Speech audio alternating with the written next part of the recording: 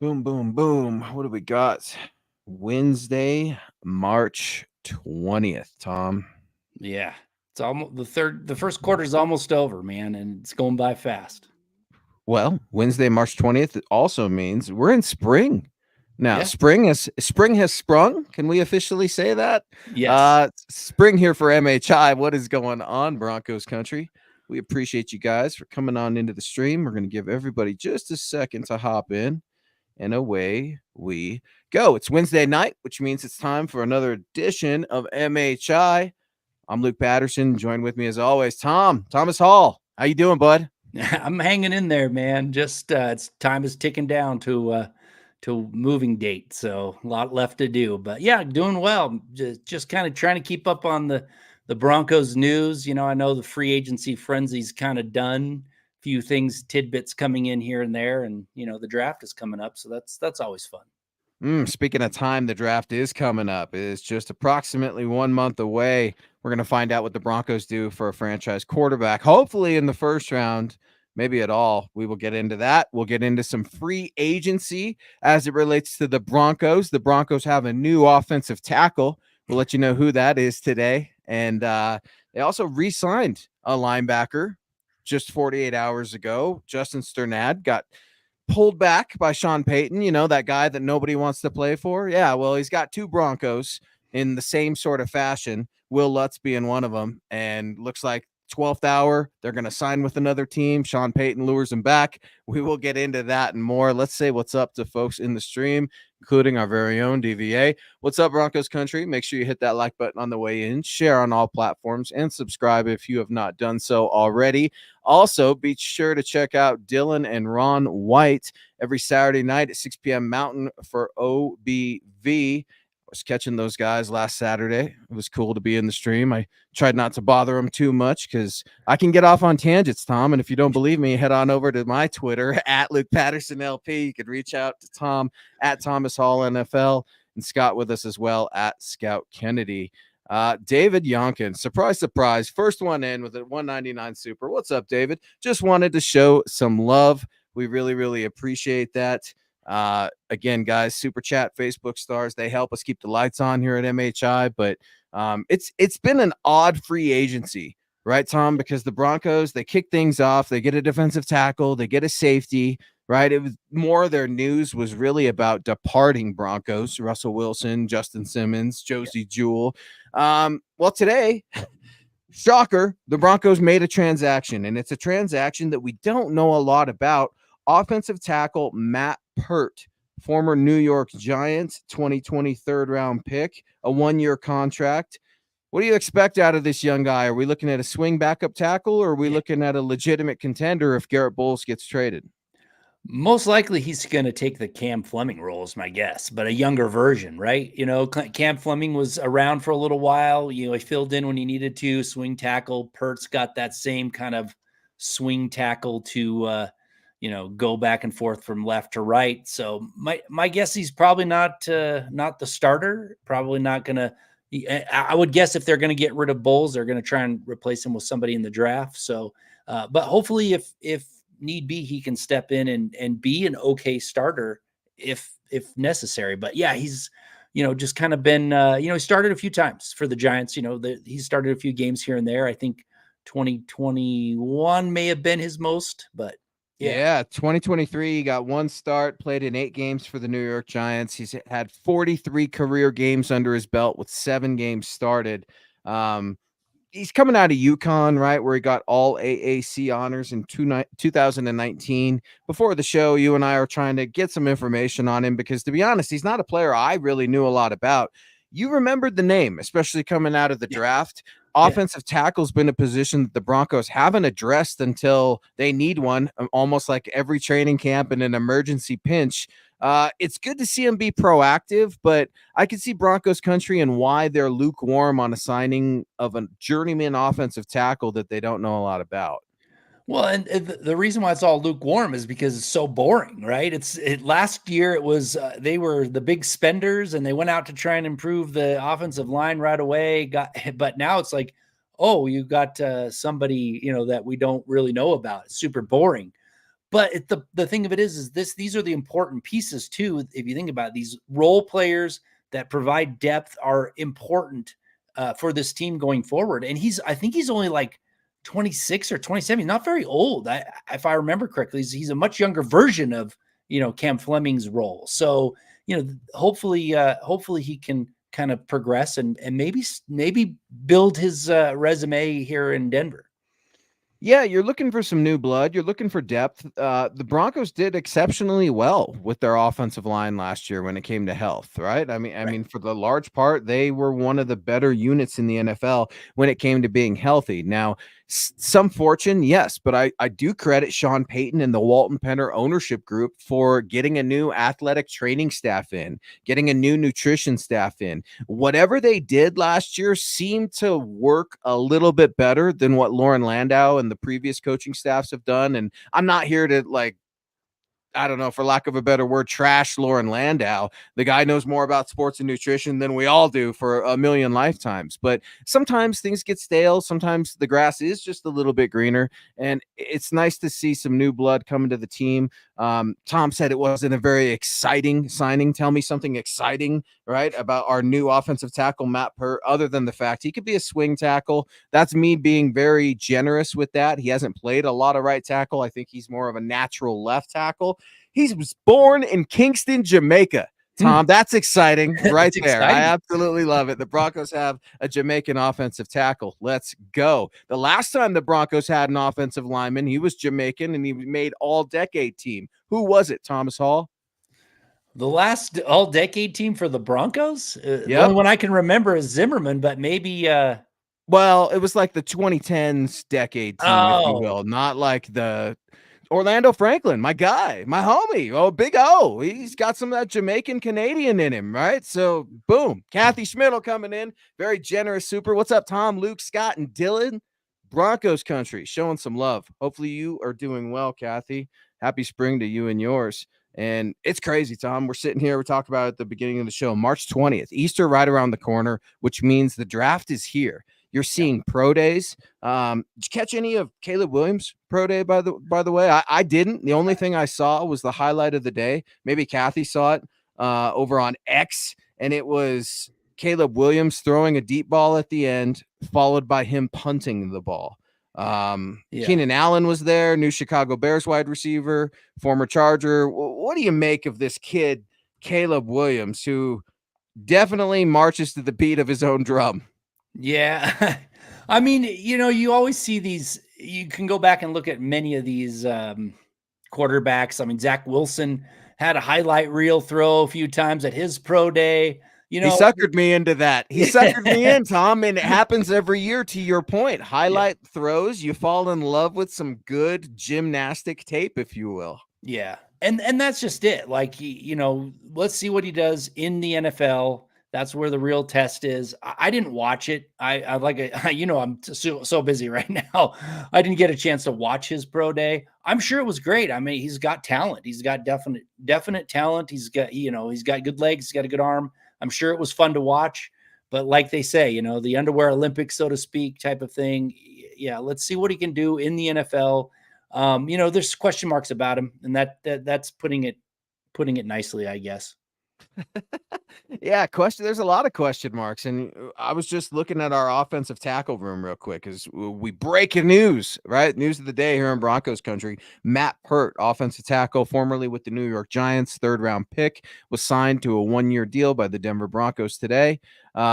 He joins a room full of Garrett Bolles, Mike McGlincy, your guy Alec Palczewski, Demontre Jacobs, and Quinn Bailey. So definitely going to be fighting for a roster spot. At least the 1-year deal implies that. Lawrence Rivera coming in here with some support. What's up, Lawrence? I know Lawrence is drinking his tea right now, listening to MHI as he does every Wednesday night at 6 p.m. Mountain. That's our guy. What's up, guys? I think the Broncos are trying to shop Garrett Bolles. Another McDaniels move, in my opinion. Josh McDaniels move. And Josh McDaniels, when I think about Josh McDaniels and where Lawrence is going there is right, getting rid of some players, trading some players, a Jay Cutler, a Brandon Marshall, a Tony Scheffler. We all remember those names. They were fan favorites at one time. I played with Brandon Marshall's little brother and little cousin, right? For the voice of the Denver Broncos, Dave Logan. So I know all about it. Here's the thing. I don't think they're trying to shop Garrett Bolles right now, Lawrence. I feel like they're going to try to shop him much closer to the draft. When you see what Minnesota's doing and they're trying to leapfrog everybody to get a start on a quarterback that they love, who we all think to be J.J. McCarthy, that's got to make Sean Payton nervous over there at Broncos HQ. He's got to figure out a way to go get his guy.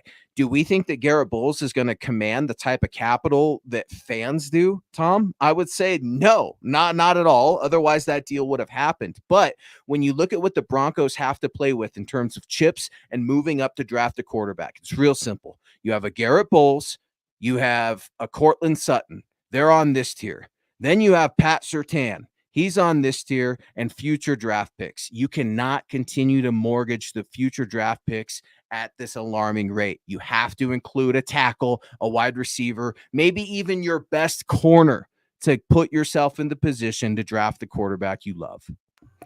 Yeah, I mean, I don't think this signing was indicative of them shopping Bolles. I think they were going to do it anyway, regardless of this, swing tackle signing. But I think what you said was key. You can't mortgage your future now to go up and get a quarterback.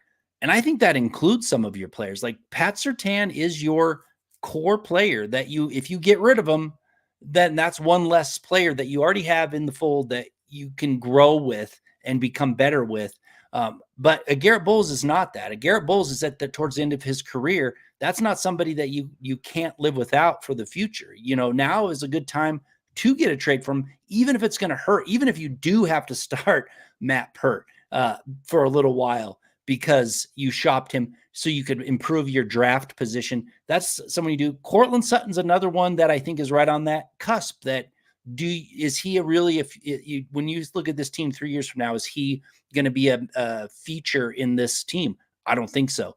Pat Surtain is. So those two players. To your point about Sutton too, they just restructured his contract to front load his signing bonus more now rather than later to get the cap, right? Because some more cap relief room that they're trying to feverishly maneuver over there at Centura Health Training Center. So you're right. Maybe Cortland Sutton will stick around. I know you're really high, and I liked him too, on Alex Palczewski. I mean, I'm kind of wondering what's that look like. Do I think he's a franchise left tackle? No. Do I think you could get by with him? Maybe. It depends. These pass rushers are only getting better. Speaking of getting better, our guy Mike Edel's always getting better, showing us all kinds of love on MHI every Wednesday night at 6 p.m. Mountain. Hey, Thomas and Luke, what do you guys think of Jerry Jeudy getting an extension with the Cleveland Browns? He can't catch. And there's some laughing emojis. And Mike, I absolutely love it. Mike obviously referencing the Browns inking Jerry Jeudy, Tom, to a 3-year, $58 million deal.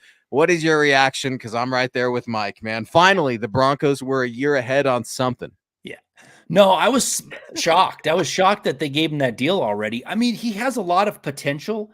The problem is it has been, ever since he's been here, he's never shown it. Now, maybe they're betting on it finally happening. I doubt it. The problem is, when I look at signing somebody to an extension is I think what they should be doing, what their potential will be in the future, not what they've done in the past. So I can kind of understand they're still thinking that he's going to be good, but the problem is there's never been something that he's shown that's going to be indicative of that happening. I think they overpaid. I think they didn't have to do it. They still had some control. Why not do it, 6 games in or 5 games into the season if he's lighting it up, then approach him with maybe an extension. But I didn't get it. I don't get it. It seems like a lot of money for somebody who hasn't really proven much at all in the NFL and not really proven that he's going to ever realize his potential. Yeah, man. When you look at his career, 11 touchdowns, just over 3,000 yards in 57 games. Mike's obviously laughing at that 2-touchdown season Jerry Jeudy just put up, right? And every year Jerry Jeudy. Every year I write about it at milehighhuddle.com. I'm part of the problem, folks, because he's a training camp darling. Tom, you see it. I mean, like every training camp, Jerry Jeudy looks great. and then real football comes, and the route running all of a sudden isn't as significant. Jerry Jeudy, folks, is heading to a very competitive and historically nasty AFC North.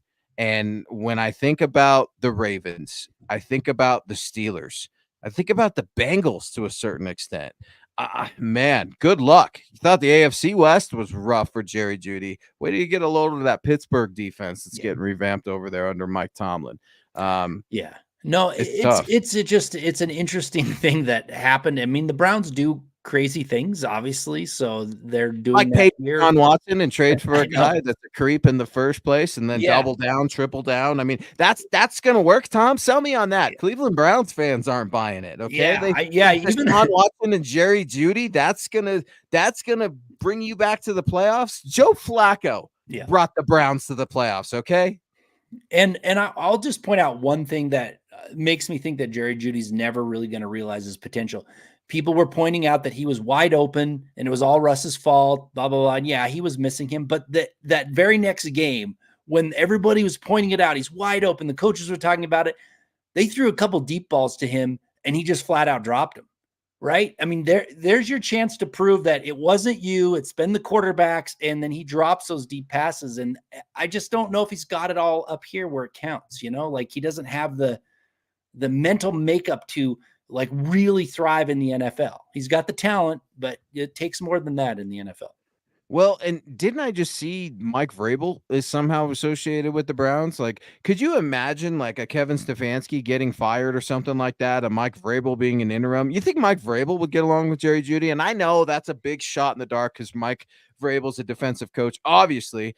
But you know what else is obvious? Our guy Phil McLaughlin and all his support every Wednesday night, man. Thank you so much, Phil. Good evening, Thomas, Luke, and Deacon Scott. So with Peart, Barton, Roach, and Jones all signing with the Denver Broncos, who do you think will be the biggest help this year?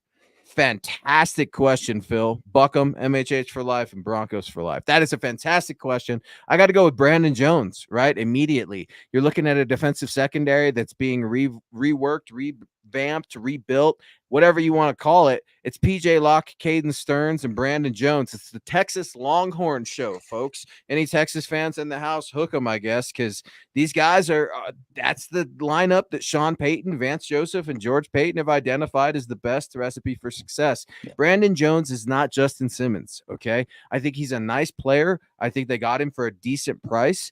But when I look at these guys, a Peart, a Barton, Roach, and a Jones, I think immediately Brandon Jones is going to have an immediate impact because he's going to start. He is right there. You're going to be the starting safety alongside a bunch of your fellow Longhorns.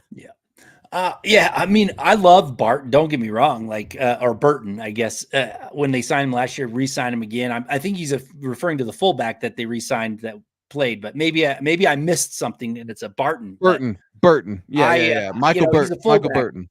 I love his tenacity. I love him I loved his effort on that little Jordan Humphrey big run there towards the end of the season. But I'm going with Roach only because the Broncos can't get any worse in the run defensive side of the things. I mean, they were so awful. And I've been talking with you. I've been starting the stats business, and I've been like logging stuff.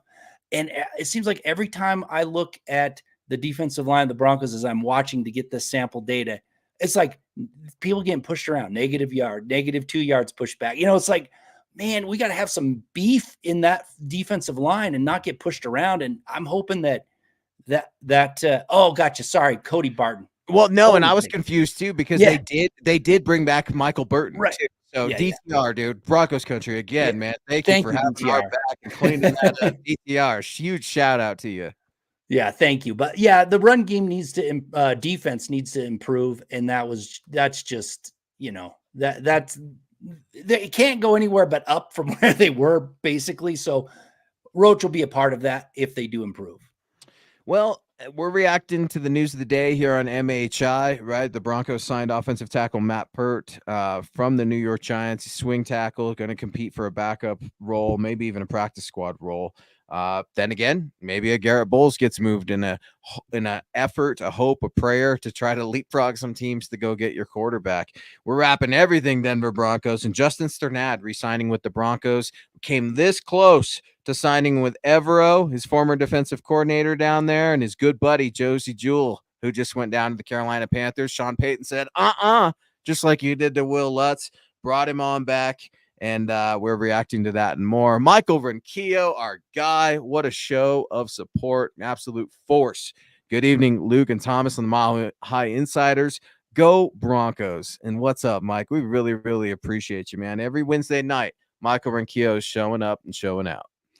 Yeah, just the dedication from you, Michael, is impressive, man. We appreciate you being here on these shows with us. It's unbelievable. It really is. Even when I was doing Mile High Legends in the morning, I'd see you on there. Always, it's not just dude. in the evening. You were dedicated. You are dedicated. So thank you so much, and we appreciate the support. Diehard, an absolute diehard, and one of our friends, man, one of our brothers. We love you, Mike.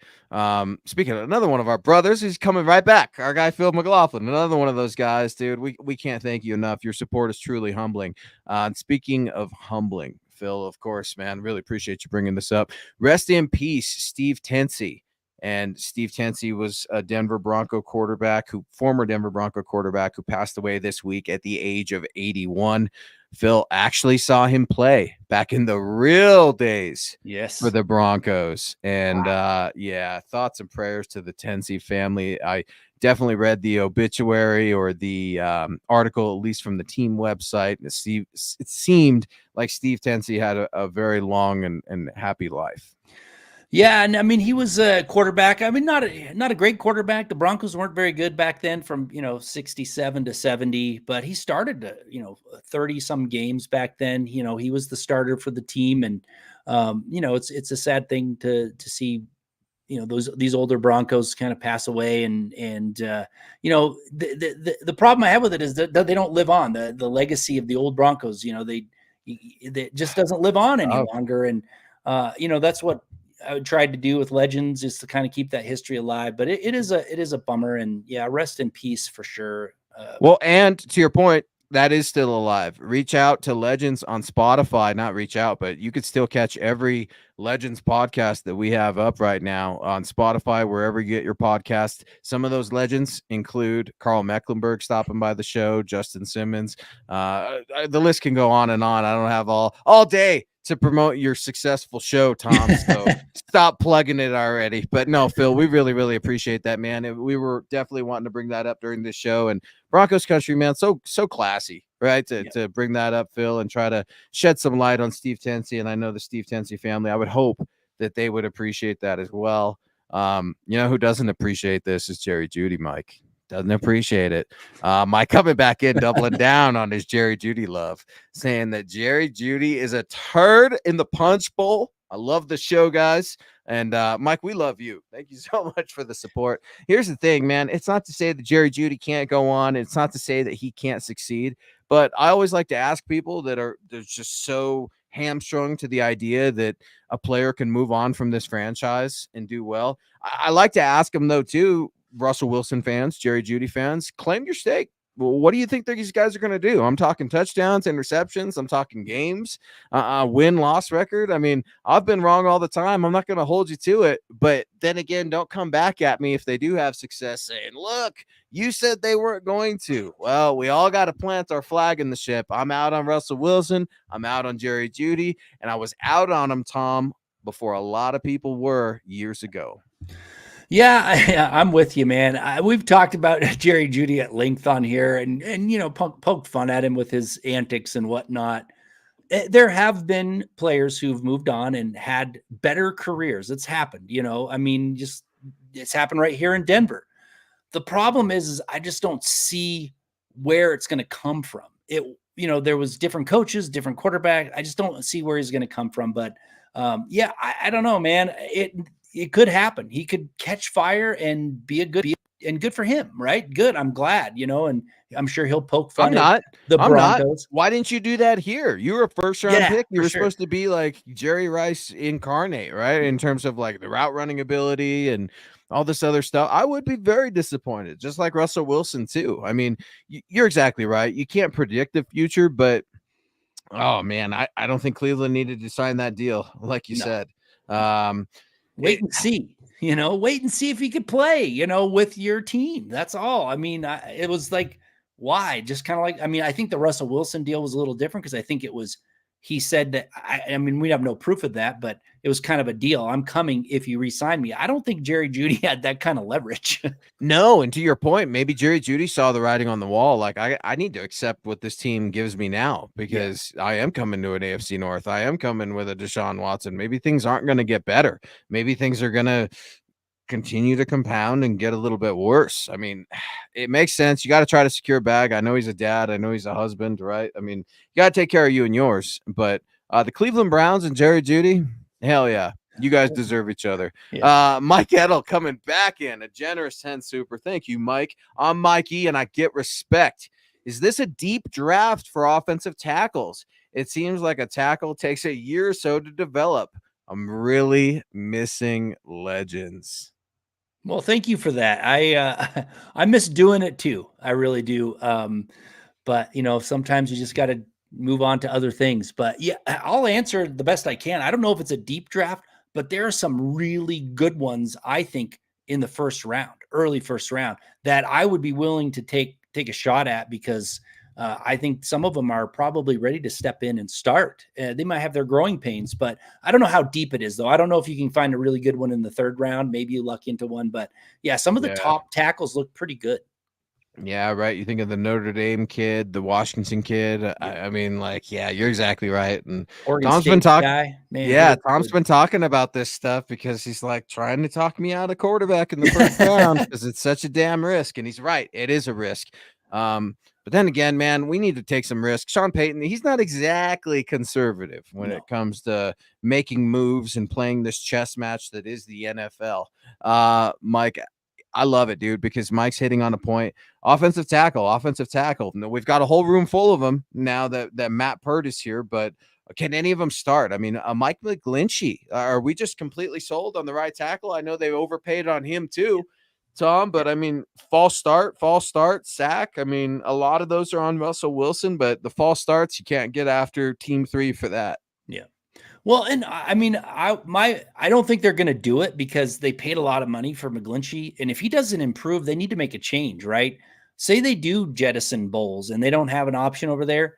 I would rather see them flop McGlincy over to left and give him help, and then see someone else. Maybe the guy from Oregon State coming in who's the right tackle. I don't know. I mean, it's going to be rough next year. They got to try something. Yes, but he's going to need help is. either way. McGlincy needs help on that line either way. From my perspective, I don't think he did a very good job all in all, especially for what he got paid.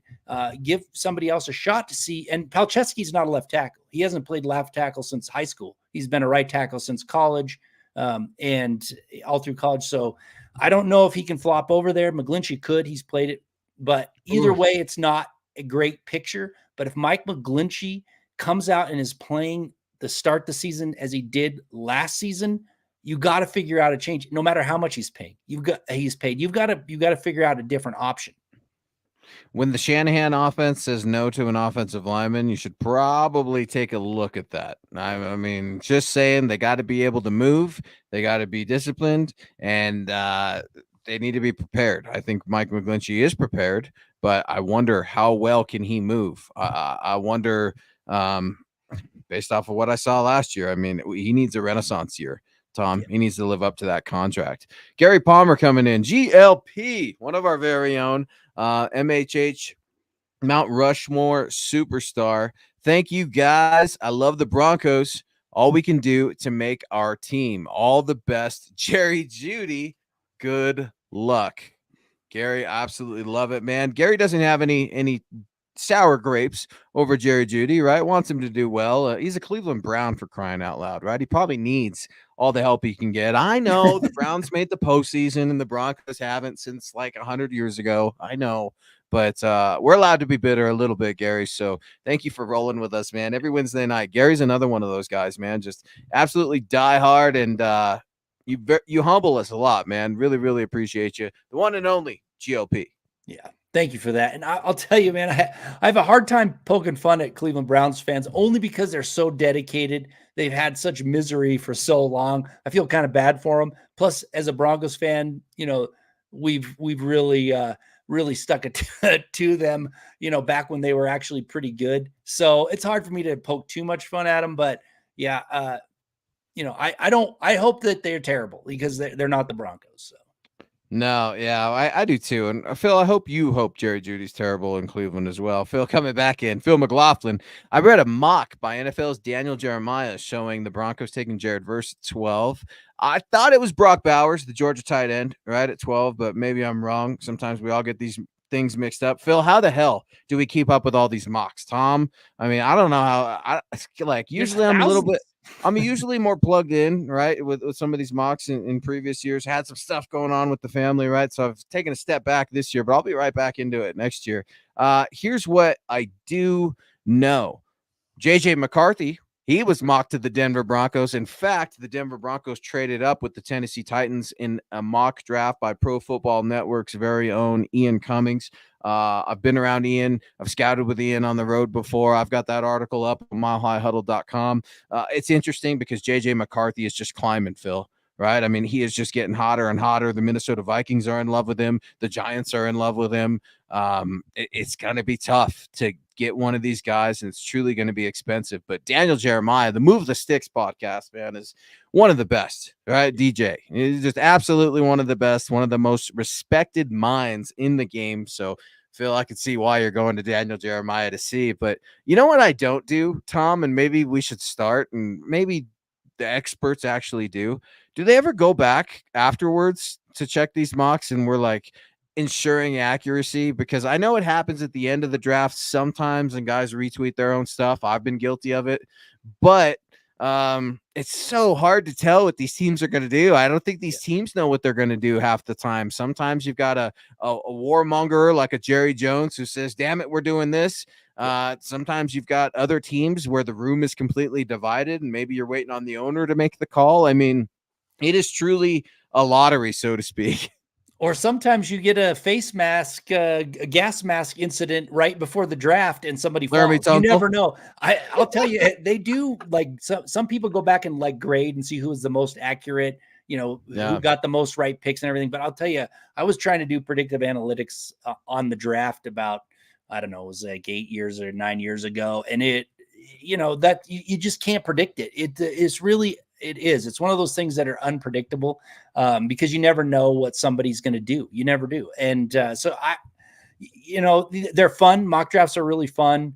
The one thing that, that I kind of think about was Mike Mayock. He was like the big guy in the mock draft world, and he failed pretty badly with the Raiders. So it's hard to take too much of it as gospel, but I'll tell you the one thing about if they don't take a quarterback, they need to take a tackle or an edge. They need a dynamic edge rusher. Jared Verse, I don't know if he fits the bill. I know he might be another undersized one like they already have.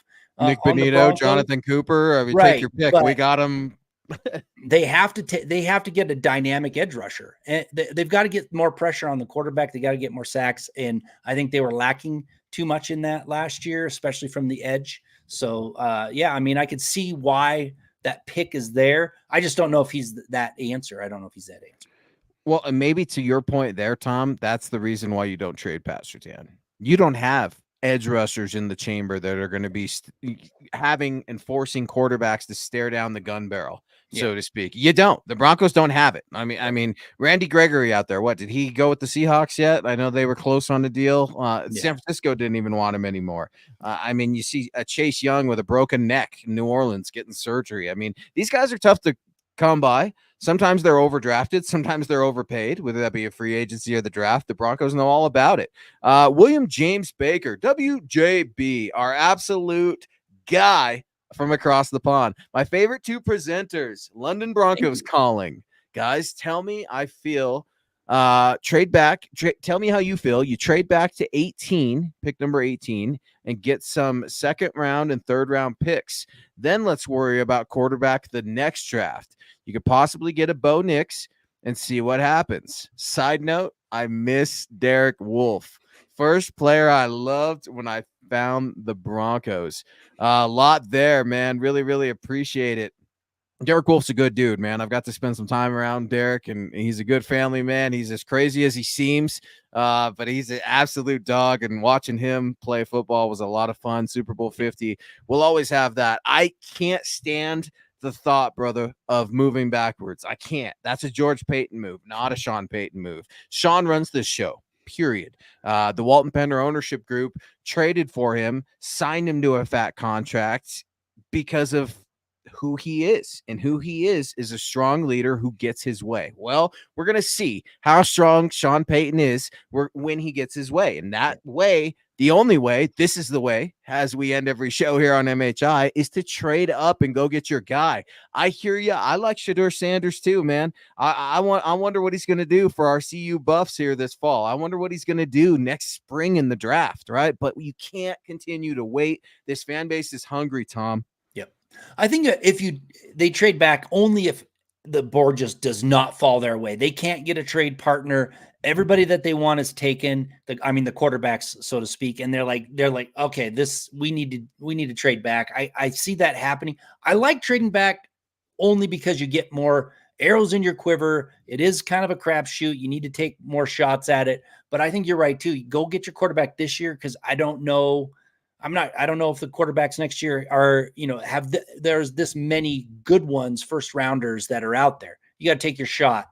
But yeah, it's, I like having more draft picks. I really do, but they need a quarterback. They have to go get a quarterback. The way that this whole free agency's worked, who they're going to be starting next year, Jarrett Stidham, they have to take a shot this year and hope that they get their franchise guy. They just have to.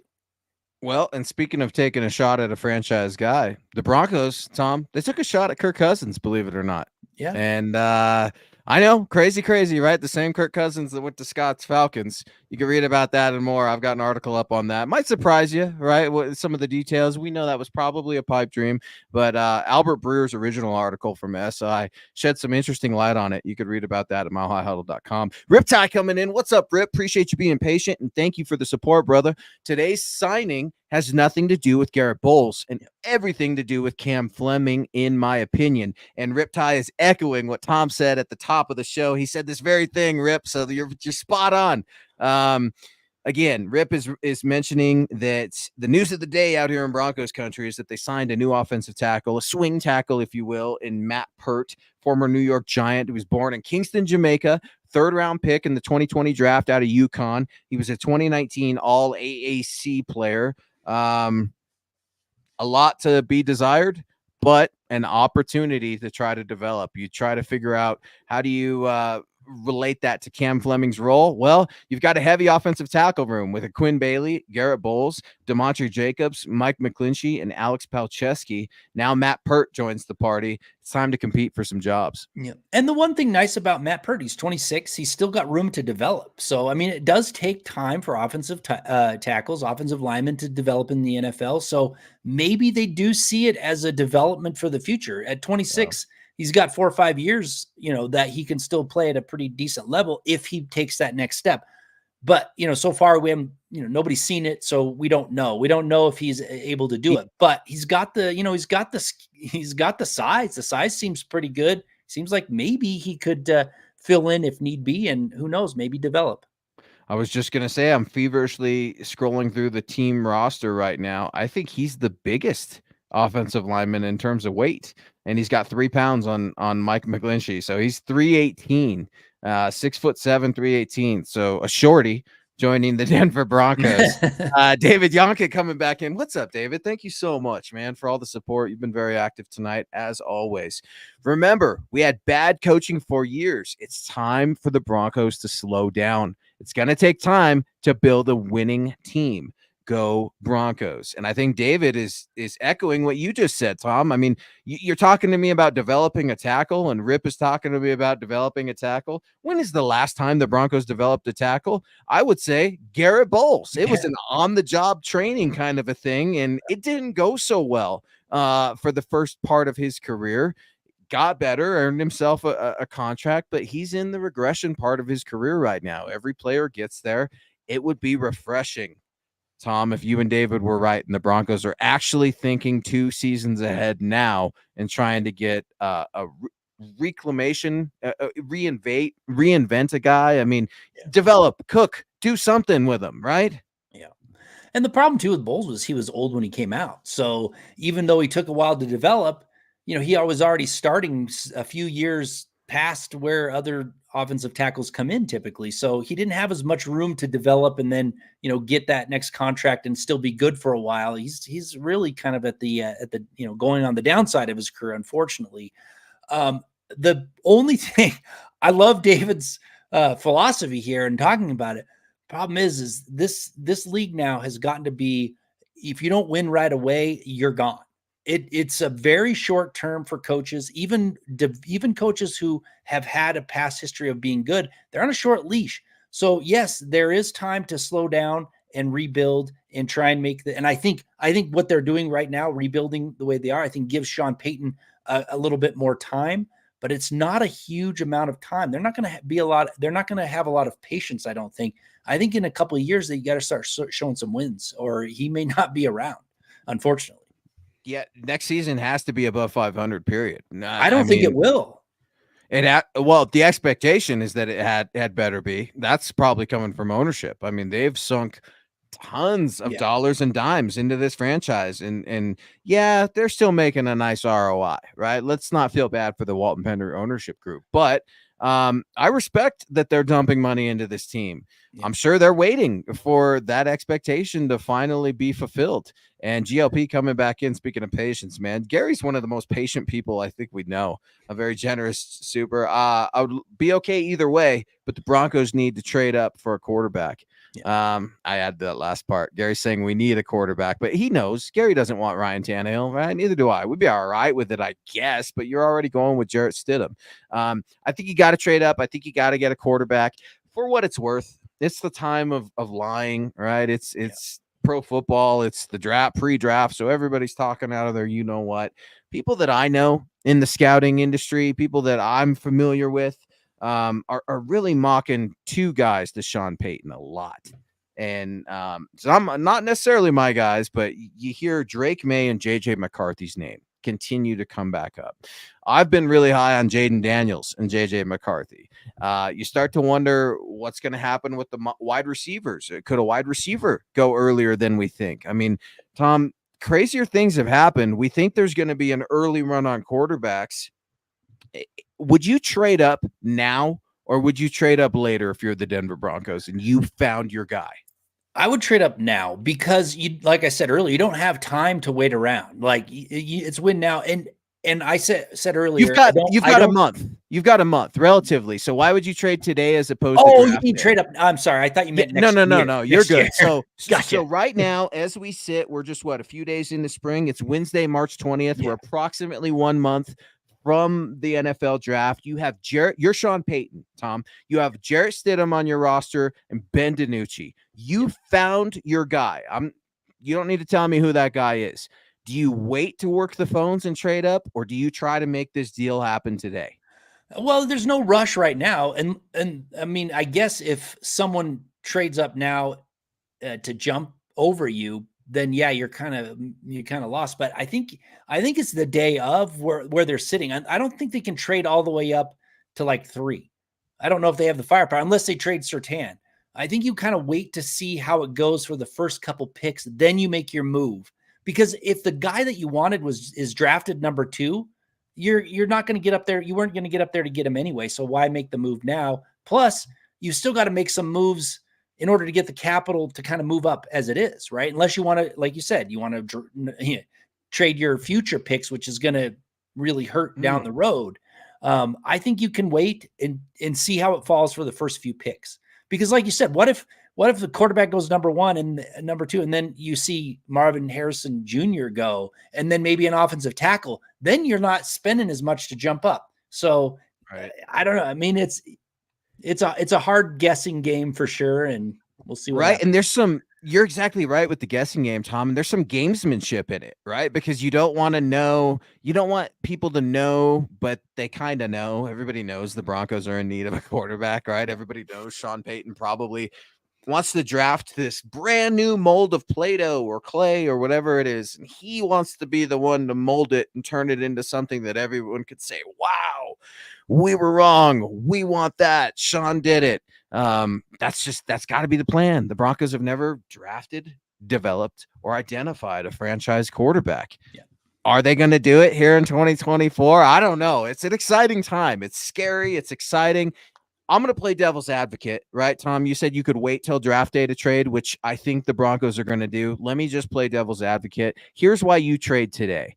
The Minnesota Vikings are starting to move up. They think they found their guy. What happens when the Giants did the Giants find their guy? Are they comfortable? Do they want to move up even one? That changes the whole dynamic of things, even if one team moves up just one spot.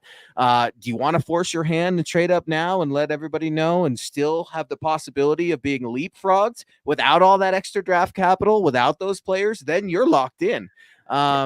It's tough. You know why I would consider doing it? I would consider doing it for peace of mind. All right. I would want to be able to sleep at night. But even then, you have no idea if your guy's going to be there unless you're the first number 1 overall pick. Yep. Well, the Vikings aren't going to trip. They got Sam Darnold. He's supposed to be a reclamation project. It's going to be awesome. Yeah, Sammy. I'm only teasing. You know how I feel about Sam. I know you love Sam Darnold, Tom. Tell us more. Phil McLaughlin, man, coming back in. Hey, Tom, should Tombstone Jackson in the Hall of Fame? And Phil probably saw, I think both of them had some nice things to say about former Broncos quarterback Steve Tensi. Yeah. Well, first of all, to answer the question, Rick Upchurch, yes. I know his special teams was his big deal, and I know special teams, they're not always on the field. So, but when you're the best at what you did for at the time, I mean, he was the best returner pretty much till Devin Hester came along. You should be rewarded for being the best at what you do, even if you're not playing all the time, right? Rick Upchurch to me should be in the Hall of Fame. I think he was, if I remember correctly, he's my number 5 guy on my countdown list of the Hall of Fame. Tombstone Jackson is a different story because he had such a short career. Had his career kept going, he was a Hall of Famer. And even Dr. Z, back in the day, said he should be in the Hall of Fame, even though he had only 3 good years. And he really was. He was on his 4th good year. He was probably the best defensive tackle at that time, in the AFL. But, even if you look at the NFL, he was right up there. So it's a tough one. Now, a lot of these people that have gotten in with short careers, recently kind of help him out, but I think it was just too short. His career was just too short. 3 really excellent years, and that was it. So I don't think he'll ever get in. You know what I'm considering right now, Tom? And maybe we need to ask Broncos country if they'd like it. What if we did a Legends Limelight and had a little segment in MHI every Wednesday night at 6 p.m. Mountain? I mean, we talk Broncos legends, we talk news, we talk movies, we talk everything else. Why the hell not? We're already talking Broncos legends. So, Phil, thank you for that idea, and the rest of Broncos country for all the legends love, man. Maybe Legends Limelight coming to MHI real soon. That'd be fun. Yeah, that would be fun, man. And I learn a lot, dude, like from legends. Like, I know you hear that a lot from fans we meet out at training camp and over on your Twitter at Thomas Hall NFL. But I like history, and it's fascinating to learn about these former Broncos greats, right? Just because I wasn't around to watch them doesn't mean that they don't have their own place in franchise history. Right. And that was the case when, I certainly read about Steve Tensi, God rest his soul. David Yonkin coming back in again, man. David, appreciate you, bro. This team, being the Denver Broncos, will not be above 500 this year. Tom, you were right. Sean will not have. I think Sean only has 2 years left. Wow. No more. Damn, Dave. David, you're part of a strong, I don't want to say half. Yeah, maybe half. I think half of the fan base is wondering, Sean Payton, really? This is why you're here? I think the other half is saying, I think he's going to do it. Just sit tight. David, you're well within your right to feel this way, man. I mean, the Broncos they're in a tough spot, right? They're between a rock and a really hard place. When you look at the dust settling from Russell Wilson, you look at the lack of hits all over the roster, whether that be in free agency or the draft. You're looking at who you're going to commit to on rookie 5th-year deals, who you're not. David, I tell you this, you should be excited because even if the Broncos aren't above 500 next year. Maybe they have a rookie quarterback. Maybe you have the next Justin Herbert and you're still feeling really good about yourself. It's amazing what a franchise quarterback or even a rookie that could excite people, what that can do to a fan base.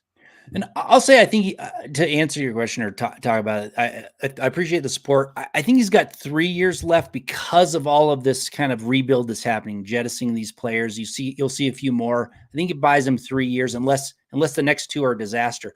What I said, 5-year deal, right? Yeah, I think he's got 3 years after this year, unless it's a disaster, like I said. But here's the thing: what I look at on paper now, like I'm looking at this team and the holes and everything. That's why I'm saying they're not going to be above 500. Now, if they do find their quarterback and they get lucky and get another like kind of star player, rookie star player in the draft, that could catapult them into a better season. And it has happened in the past. The Texans just did it. They got really good draft. They got CJ Stroud, got a good edge rusher, had a receiver that was, a rookie receiver that was pretty good. So if they do get lucky in this draft, they find their franchise quarterback and they get at least another impact player at an impact position, they could do it. But I'm not looking forward to it. I do think they're going to have some struggles next year. But the year after, they have to show vast improvement, or Sean Payton is going to be kind of on the short leash. Yeah, I would agree with that. I mean, it's time to put up or shut up. It was a feel out year, really, for Sean Payton when it came to Russell Wilson. And there were some positives. Was the year good enough? Absolutely not. But we've gone over it, and I know Broncos country, they know it. We don't need to spend the last 10 minutes of our show going through all the positives of Sean Payton versus all the negatives. No, we're going to find out real quick if Sean Payton is in fact a positive or if he's just a negative. And our guy Lawrence coming back in, man, tea time, Larry. Right now, if I'm Sean Payton and found the guy being the quarterback, I call all the teams ahead of me, kind of play nice, find out what they need, and make a move at the last minute so someone doesn't steal your pick. Lawrence, I absolutely love it. That was fantastic strategy. You're trying to feel the waters out, right? Maybe that's George's job right now. Sean could tip his hand. George Payton, well, you know that you're an extension of Sean, right? Payton and Payton. Maybe George is working these phones. Maybe he's got his ear to the drum, so to speak, to the ground. He's trying to read the tea leaves. See what I did there, Lawrence? He's trying to read the tea leaves and figure out what teams would want. Denver has to do their homework. Yeah, absolutely. Yeah, I'm with you. The one thing that I'm really with you, though, is, this year you got to go get your quarterback. And I was kind of on the fence. It's like, well, maybe you can build around it. If you're going to keep Russell Wilson for another year, you kind of build a younger team and then you go get your quarterback. But right now, number one, the fans are starved. I mean, I know the fans don't run the team, but they pay the bills, right? So to speak, the fans are starved for some excitement. Bingo. And you've got to make that move now because you've got to start to win now. So if you make the move now and he flops, do it again as soon as you can. Like, if you know he's not the guy, don't go back to the well and try it again. So I'm with you on the trade up. You've kind of convinced me that we should be expecting a trade up, and I think it's the right move if things fall correctly. Don't mortgage the entire draft to go up and do the Mike Ditka, Ricky Williams thing, but you got to go get him. I'll never forget that cover of Sports Illustrated, by the way. Yeah. We're not gonna describe it or anything because we'll get kicked off, but just go look it up. Mike Ditka and Ricky Williams. GLP coming back in, man. Generous love. Speaking of love, it's all about love. If you love the guy being the quarterback, you do whatever it takes to go get him. I completely agree, Gary. And Sean, he has to love two guys, right? He probably likes three, maybe even four, but he probably loves two. You want to have a contingency plan, right? As bold as Sean Payton is, he's not John Elway, right? We're not going with plan B. We're going plan A.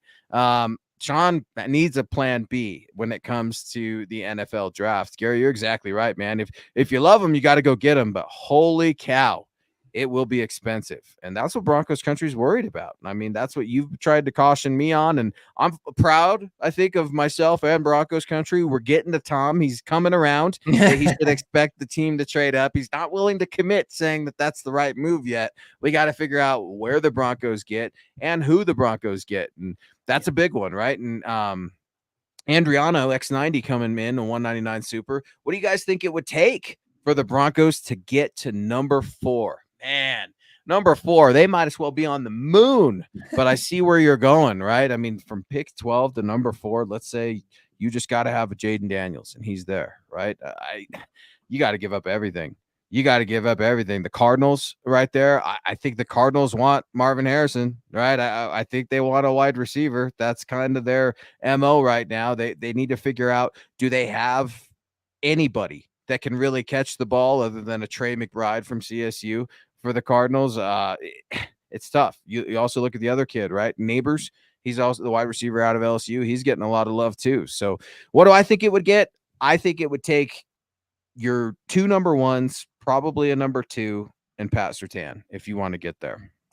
And that's super expensive. That is like crazy expensive. And here, so if you're a draft analyst kind of guy that likes to, crunch the numbers, I built this draft. It's a probability tool. You can look at trades. You can go in there at Tableau Public. Cool. It's free. Just go punch in and you can see the probability that you're losing by doing that. So I just pulled it up really quick. I looked at round 1 through 5. To move up to 4, you have a 0.473 probability. To equal that, you only have to give up your 12, around a second rounder, early second rounder, and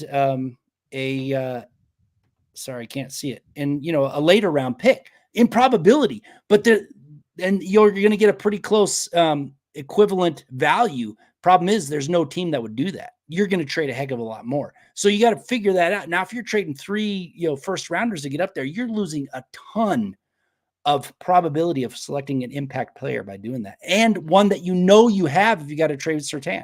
You have an impact player. So that's a lot of value to give up. Well, especially when, to your point, you have a lot of unknowns. You don't have a lot of knowns on your team that are positives. Maybe you have a lot of knowns that are negatives, right? Garrett Bowles getting older, Cortland Sutton getting older, injury history for both those guys, right? Long-term future, we don't know. It truly is hard to say. David Yonkin again, man. David, thank you so much. I am excited about the Broncos. Have always been and always will be. And David, that's awesome, man. And they should want to bring some excitement to this team, Tom. We all know it's no secret. I'm not breaking any news here or telling any tales out of school. They, being the Broncos and the Walton Penner ownership group, probably want to build a new stadium out by the airport, DIA, Denver International Airport. What better way to sell that to a fan base than picking the next franchise quarterback? And it needs to be a home run hit. It can't be, well, we didn't have a receiver this year, so he threw a lot of interceptions. No, it needs to be a home run hit. It needs to be Pat Mahomes. It needs to be Justin Herbert. It needs to be someone that the fans can undeniably have faith in, that there can be enthusiasm in, that they're going to want to go see. I mean, we were there, right, at the MHH tailgate. We watched the Packers roll in there with the rest of the cheeseheads, and it was embarrassing. I'm going to say it was embarrassing as a Broncos fan to be there and be outnumbered by Packers fans in what felt like 2-1. Yes. Yeah, it was embarrassing. And that's the thing. You're not going to sell it. I mean, they built a new stadium after winning the Super Bowl, right? Those back-to-back championships. That was more than enough. But you're not going to sell this team on moving into a new stadium with what they've been rolling out the last few years. You're right. They have to have something exciting, and nothing gets people more excited than a young, promising quarterback. Boom. Our guy, it's Jaden Daniels or it's JJ McCarthy. I'm telling you, I don't know. I've been wrong on guys. I like Zach Wilson, right? Full disclosure, because I like to make fun of guys for being wrong. I'm wrong all the time, dude. I liked Trevor Siemian. I liked Zach Wilson. Who are some failed quarterbacks you liked, Tom? I actually thought Paxton Lynch had all the tools to do it, but I was excited for Paxton. He didn't want to. He had no want to, but I told you this before. I was like, and it has nothing to do with smarts. It has a preparation. When I saw that he did so bad on the Wonderlic test, I was like, if you prepare even a little bit, you're going to do okay. Try. Right. It just was like, oh man, that's, I just don't think he wants to go prepare. And that was a bummer, but yeah, I mean, I thought he had the tools to do it, and he failed because he didn't have it upstairs, didn't have the want to, but I thought Jay Cutler was going to be good too. I thought he was going to be a good quarterback. And I just put out there on X earlier, a couple of days ago, some Bears fans were talking about comparing Sid Luckman and Cutler or something. I was like, Cutler's like, if you were going to rate the most average quarterbacks of all time, Cutler would be one of those guys. So I like missed out on him as well. Yeah, he threw interceptions in a very special way. Yeah. We haven't quite seen that in a long time. Rip coming back in, man. Thank you so much for the love tonight, Rip. You've been very active and very generous. Fancy to chill out and embrace the rebuild. It's probably going to take 3 years. Man, I'm with you, but crazier things have happened, right? I mean, I know you're not just going to stumble into the next Pat Mahomes, but hot damn, what if you're Lloyd Christmas in Dumb and Dumber and you're telling me there's a chance and she finally gets with Lloyd Christmas? It's that chance. That's what I'm hoping for Sean Payton and one of these quarterbacks. You look at Pat Mahomes' sophomore year in 2018, the rest is history. The Chiefs jettisoned Alex Smith to the Washington team back then. It's crazy. Lawrence Rivera finishing us back up as we conclude our show here on MHI. We appreciate all the support. You guys have been killing it the last month or so. Lawrence saying, my daughter's screaming, guys. I'm gonna have to go. Love y'all. Have to cut you short. You are one of my favorite shows. We appreciate you, Lawrence. Tea Time with Larry, one of my favorite segments here on MHI. Mike Adel coming in, $2 super. Love the Legends segment idea.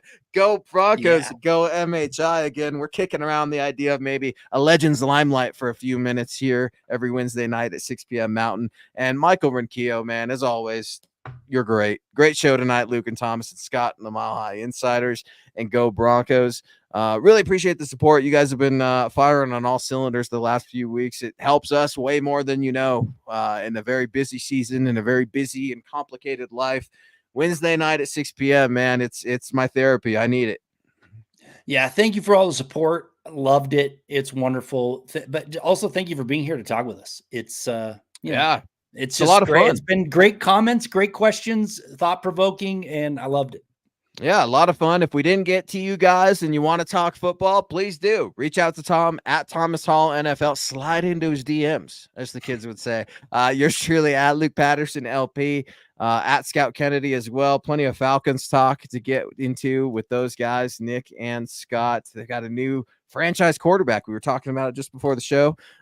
Stay tuned. Broncos for breakfast, the Mile High Huddle podcast coming back. And then again, our guys DV8 and OBV on Saturday night, the Dove Valley Deep Divers on Friday night, which will be Lance and Eric. We appreciate you guys. For Tom and Scott and Luke, this is the way. This is the way.